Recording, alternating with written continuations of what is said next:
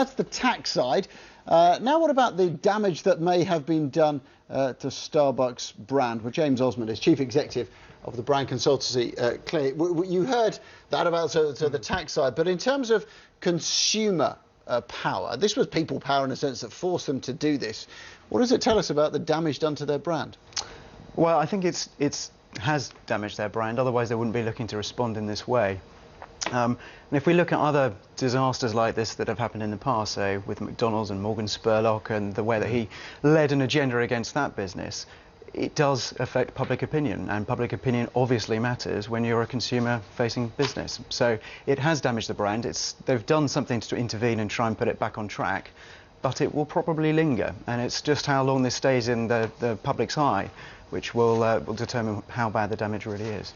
The flip side is, James, is that there are other companies who could also be accused of doing the same thing. Do you think there's an appetite now for direct action against these companies? I hope not, but I suspect that the conversation is going to continue. I think what's slightly different about Starbucks is, versus some of the other brands that people are talking about, say the Amazons, the Googles of the world, Starbucks was a slightly different kind of proposition to be going after in terms of tax, for a couple of reasons. First of all, it is a physical space. It's a physical product that they're producing. You can go to a Starbucks. Exactly, and you can also very easily not go to a Starbucks. And you can also be noticed for not going to a Starbucks or walking in the front door. So the social stigma that can be associated with making a choice to go into Starbucks when it's not paying enough tax is not so easily associated with something where you're sitting at home with a laptop in front of you, buying things online through Google and Amazon. So it's much, much harder to see how you can build up a real public opinion and animosity towards those brands.